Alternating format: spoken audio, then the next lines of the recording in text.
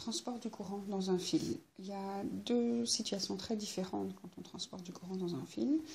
Soit on est entre deux grandes villes dans des lignes à haute tension, soit on est par exemple du courant qui passe dans une ampoule, c'est un autre fil qui a un tout autre but. Donc l'effet souhaité quand on transporte du courant entre des villes, c'est de transporter le courant en perdant le minimum d'énergie. Donc on veut minimiser les pertes thermiques. Et les pertes thermiques, le fait qu'un fil électrique chauffe, ça s'appelle l'effet Joule. C'est le nom qu'on donne au fait qu'un fil chauffe. Donc quand on transporte le courant entre les villes, on ne veut pas gaspiller l'énergie, on ne veut pas chauffer les pattes des oiseaux. Et donc on va essayer de minimiser cet effet Joule. Par contre, dans une ampoule, on va essayer de maximiser l'effet Joule. On veut absolument un maximum d'énergie thermique parce qu'on veut chauffer le fil dans l'ampoule à incandescence. On veut le chauffer tellement fort qu'il va rougir et même chauffer à blanc.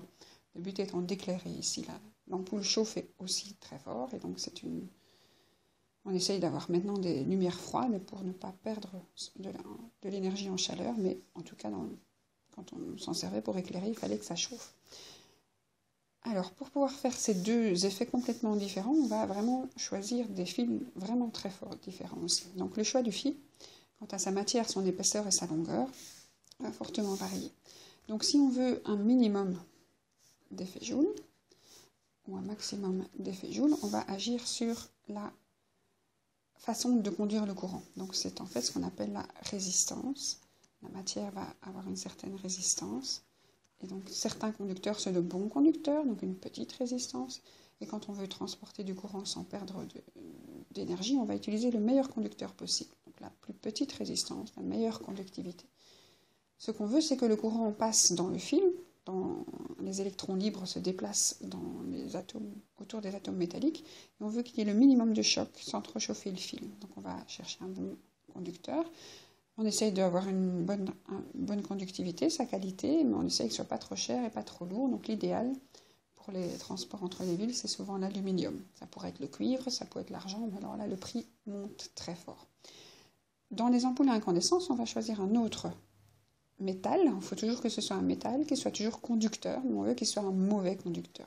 Donc il y a une résistance élevée. Le but du jeu étant d'un maximum de choc, et donc le matériau métallique qui conduit pas trop bien le courant, qui chauffe quand le courant passe dedans, c'est le tungstène. Ok, donc pour le fil, on choisit bien sa matière, et puis on va essayer on peut encore choisir l'épaisseur du fil. Donc pour transporter un maximum de courant en chauffant le moins possible, on essaie d'avoir une autoroute pour les électrons, et donc un fil très épais. Donc le plus épais pour avoir beaucoup de place pour que les électrons ne se cognent pas. Par contre, dans une ampoule à incandescence, quand on veut un maximum de choc, on va faire ça le plus fin possible, c'est pour ça qu'elle cassait, donc ces fils étaient très fins à l'intérieur des ampoules à incandescence. Les électrons vont avoir un maximum de choc et bien chauffer.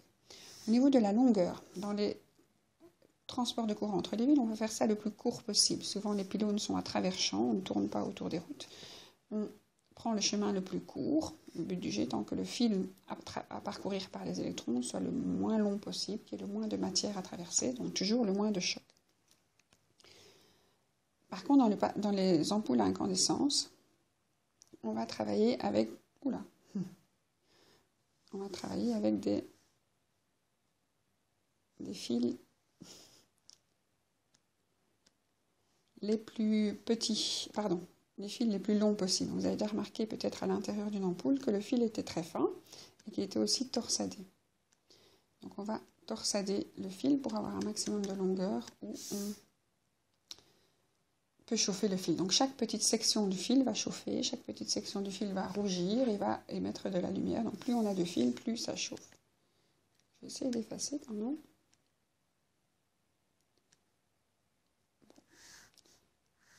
Oups. Si on ne sait pas faire tout le tableau, on efface au frotteur.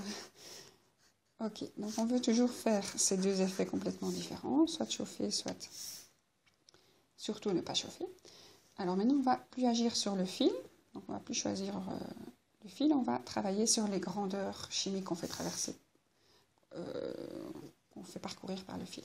Donc on va faire parcourir des électrons dans le fil, donc les électrons peuvent être comptés par une intensité. Donc moins on aura d'électrons, moins on aura de choc, moins ça chauffera. Donc on va essayer de faire passer un minimum d'intensité dans un fil entre des villes où on ne veut pas que ça chauffe. Donc l'intensité la plus faible, moins d'électrons qui passent. Et on voit même qu'au niveau de la formule de l'énergie thermique. Donc ceci W, c'est une énergie, un travail, work. Une énergie thermique, elle dépend de la résistance du fil, et donc dans son matériau, tout ça, de l'intensité au carré. Donc si on fait 2 fois plus de quantité de courant, ça va faire 4 fois plus de chaleur. Ici perdu, ici c'est ce qu'on veut. Donc on va avoir l'intensité la plus faible possible puisqu'elle a un effet au carré, ou l'intensité la plus petite possible puisqu'elle a un effet au carré aussi ici à droite. Il y a un problème avec mon... Ok. Donc l'énergie thermique, on essaye de la minimiser en touchant à l'intensité. On a un effet très important puisqu'il y a un effet au carré.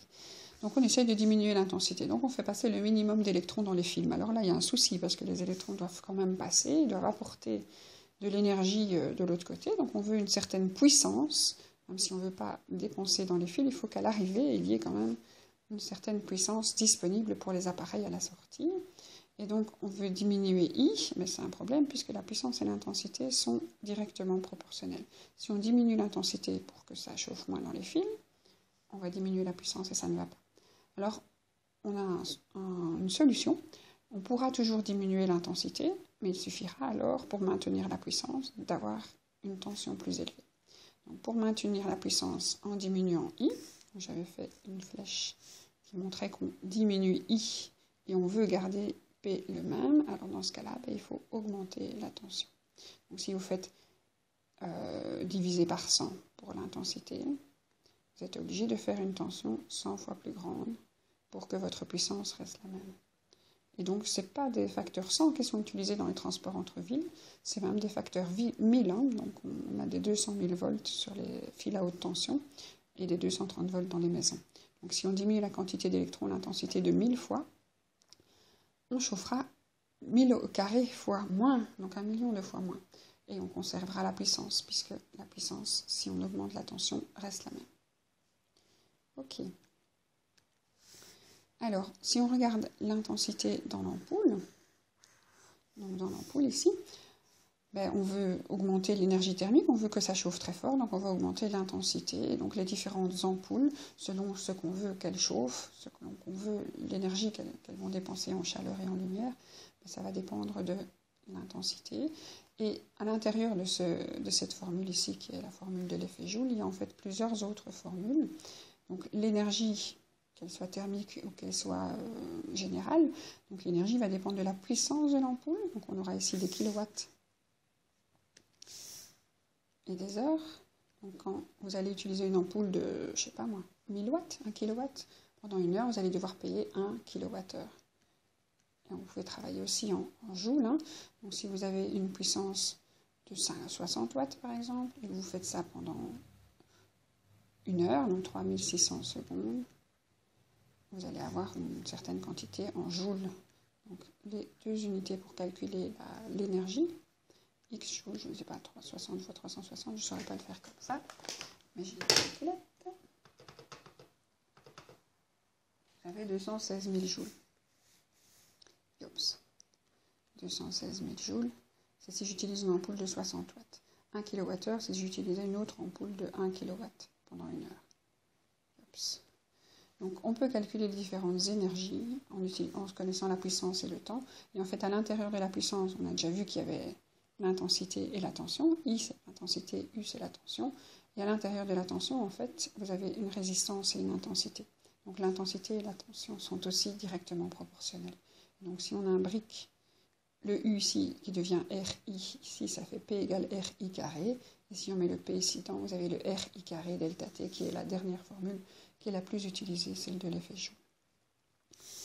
Voilà pour l'explication pourquoi les fils sont à haute tension et pourquoi dans les ampoules on choisit tout à fait autre chose que dans les fils à haute tension.